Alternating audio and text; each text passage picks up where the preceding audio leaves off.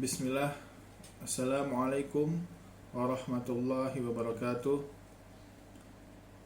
Alhamdulillah wassalatu wassalam ala rasulillah wa ala alihi wa sahbihi wa man tabi'ahum bi ihsanin ila yaumiddin. Yang saya hormati Dr. Akhyar Zain, dan juga yang saya hormati Dr. Ahmad Zuhri, dan juga yang saya banggakan teman-teman saya sekalian. Pada kesempatan kali ini saya pemakalah Imam Fikri ingin mempresentasikan makalah di dalam mata kuliah Dirasah Al-Kutub Tafsir fi A'lamil Islami, yang mana makalah ini berjudulkan Sejarah Perkembangan Tafsir di Abad Kontemporer. Langsung saja masuk ke dalam rumusan masalah. Adapun rumusan masalah pada makalah kali ini itu mempunyai dua rumusan masalah. Yang pertama, bagaimana perkembangan tafsir pada abad kontemporer. Yang kedua, apa saja contoh-contoh kitab tafsir pada abad kontemporer. Pembahasan pengertian tafsir dan kontemporer. Apa itu pengertian tafsir dan apa itu pengertian kontemporer? Secara etimologi, seperti yang telah sering kita bahas, tafsir berasal dari bahasa Arab tafsir, artinya memperlihatkan, memeriksa, memperjelas, dan sebagainya. Sedangkan secara terminologi, tafsir adalah penjelasan dari Al-Quran atau penjelasan dari kalamullah yang menjelaskan lafaz-lafaz ayat di dalam Al-Quran, baik ayat-ayat mutasyabihat ataupun ayat-ayat muhkam. Ada beberapa pendapat ulama tentang makna tafsir di sini. Menurut Az-Zarkashi, tafsir adalah ilmu yang digunakan untuk memahami dan menjelaskan makna-makna kitab yang diturunkan Allah kepada Nabi Muhammad SAW. Secara teoritis, tafsir berarti usaha untuk memperluas makna teks Al-Quran. Sedangkan secara praktis, tafsir berarti usaha untuk mengadaptasikan teks Al-Quran.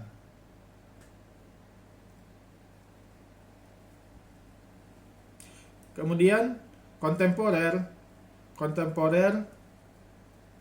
bermakna, yaitu maknanya adalah sekarang atau modern, yang berasal dari bahasa Inggris contemporary. Dalam Kamus Besar Bahasa Indonesia, kontemporer adalah artinya pada waktu yang sama atau pada masa sekarang, pada masa sekarang ini. Sebagian pakar berpandangan bahwa kontemporer identik dengan modern. Keduanya saling digunakan secara bergantian, baik itu kontemporer maupun itu modern. Dalam konteks peradaban Islam, keduanya dipakai saat terjadi kontak intelektual pertama di dunia Islam dengan Barat. Maka dinamakan Islam modern atau Islam kontemporer. Maka dapat disimpulkan bahwasanya tafsir kontemporer adalah tafsir atau penjelasan ayat-ayat tafsir Al-Quran pada abad atau di zaman kontemporer atau kondisi kekinian, atau pada saat dimana sekarang kita hidup ini. Sejarah perkembangan tafsir pada abad kontemporer. Pada abad ke-11 adalah abad di mana dunia Islam mengalami kemajuan berbagai bidang. Di antaranya adalah ilmu tafsir. Banyak karya-karya tafsir hasil para ulama kontemporer yang berada pada abad tersebut. Kajian tentang Al-Quran dalam khazanah intelektual Islam memang tidak pernah berhenti. Kemunculan tafsir kontemporer ini dipacu oleh kekhawatiran yang akan ditimbulkan ketika penafsiran Al-Quran dilakukan secara tekstual dengan mengabaikan situasi dan latar belakang turunnya ayat sebagai data sejarah yang penting.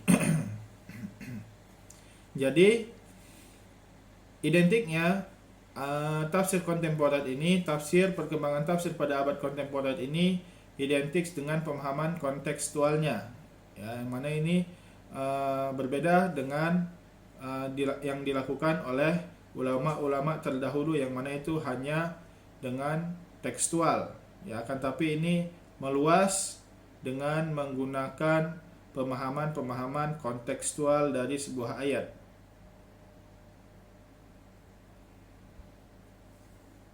Al-Quran salah satu ayatnya memperkenalkan diri sebagai petunjuk, ya, maksudnya al-huda. Maka di sini penjelasan terhadap petunjuk itu sebagai al-furqan. Sejarah mencatat penafsiran Al-Quran telah tumbuh dan berkembang sejak masa-masa pertumbuhan Islam. Hal ini didukung oleh adanya sejarah yang menyebutkan bahwa para nabi pernah melakukannya. Pada saat zaman sahabat tidak memahami maksud dan kandungan salah satu isi Al-Quran, maka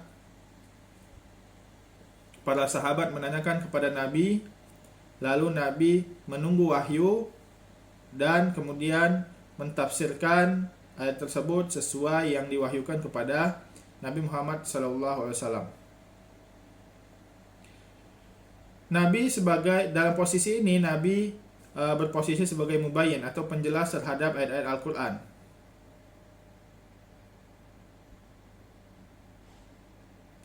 Adapun sepeninggal Nabi, kegiatan penafsiran Al-Quran ini tidak berhenti, akan tetapi semakin maju dan meningkat, dan begitu juga dibarengi dengan munculnya persoalan-persoalan baru yang seiring dengan dinamika masyarakat yang progresif mendorong umat Islam generasi awal untuk mencurahkan perhatian yang besar dalam menjawab problematika umat. Pada abad pertengahan, abad 7 Hijriah pada abad ke-7 Hijriah atau 13 Masehi, abad ke-13 Masehi, terjadi penyerbuan besar-besaran antara tentara Mongol ke wilayah Islam, Samarkandi, Bukhara, hingga Baghdad, ya, pada tahun 1258 Masehi. Penyerbuan ini tidak hanya memukul telak kekuatan dinasti Islam yang berkuasa saat itu, tetapi juga dunia keilmuan Islam. Sejak peristiwa yang memilukan tersebut, pergerakan keilmuan Islam mengalami kemadengan. Ya, ulama-ulama hidup setelah perahara tersebut kebanyakan hanya meringkas, mengomentari, mengulang, ya, dari warisan-warisan penafsiran yang telah hilang. Seperti kita ketahui bahwasanya tentara Mongol banyak menghancurkan perpustakaan pada saat di Baghdad dan membuang kitab-kitab ke sungai-sungai.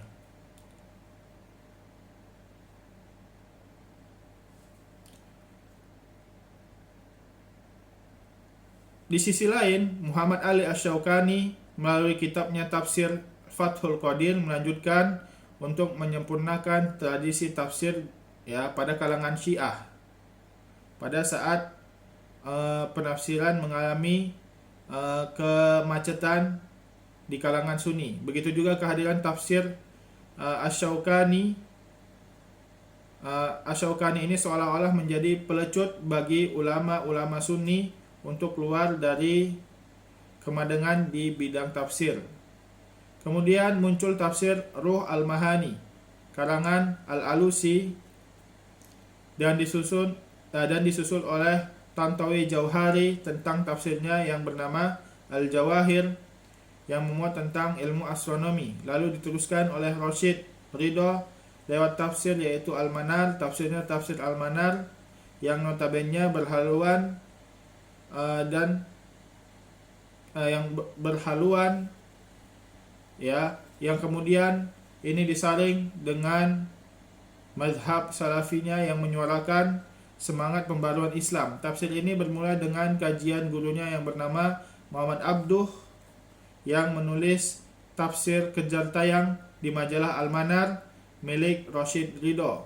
Begitu juga Said Qutb, seorang tokoh pergerakan Ikhwanul Muslimin di Mesir, juga menyumbangkan hasil intelektualnya yang bernama Tafsir Fi Dhilalil Quran. Dan ini juga digalakan Muhammad Abduh ternyata mendapat respon yang sangat besar dari beberapa muridnya selain Rashid Ridho. Di antaranya muridnya yang mengikuti jejak Muhammad Abduh dalam karya tafsir adalah Jamaluddin Al-Qasimi yang mengarang kitab Mahasinit Ta'wil. Kemudian Mustafa Al-Maraghi, ya, yang kita kenal dengan tafsir Al-Maraghi. Kemudian pendekatan dengan menggunakan pendekatan ilmu pengetahuan modern dalam bidang masing-masing. Kemudian di dalam abad kontemporer ini juga mempunyai tafsir juga mempunyai metode baru, yaitu metode maudu'i, tematik, yang mana ini sangat gencar atau digalakan pada zaman atau abad kontemporer ini. Dengan banyaknya kajian-kajian tafsir tematik, ya, dan begitu juga banyak karya-karya tafsir yang menggunakan metode tafsir tematik tersebut.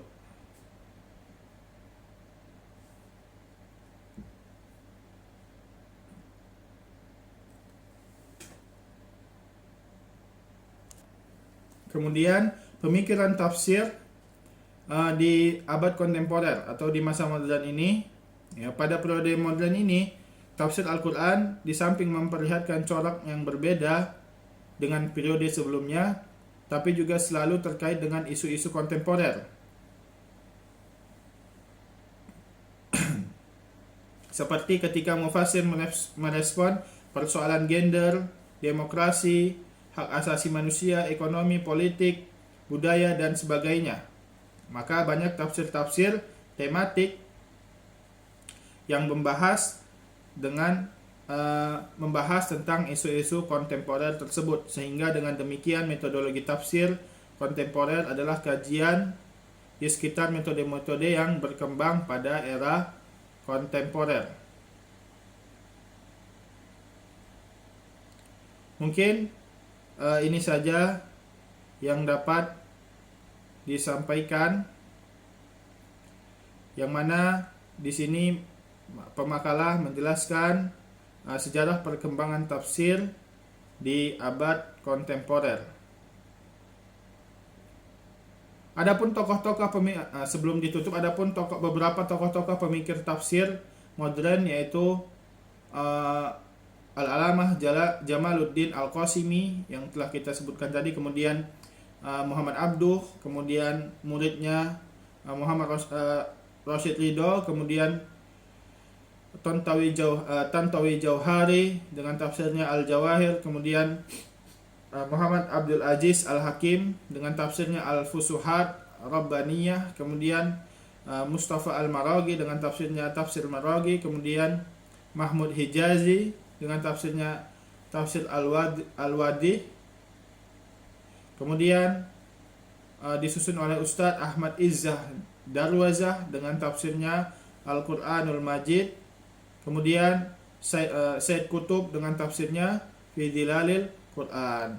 Berikut yang telah disebutkan tadi adalah contoh-contoh ulama tafsir pada abad kontemporer yang menggunakan kebanyakan dengan metodologi tematik atau ijmali atau maudu'i, ya, kemudian membahas isu-isu kontemporer. Mungkin ini saja yang dapat disampaikan. Lebih kurangnya mohon dimaklumi dan dimaafkan. Subhanakallahumma wa bihamdika asyhadu an la ilaha illa anta astaghfiruka wa atubu ilaik. Wassalamualaikum warahmatullahi wabarakatuh.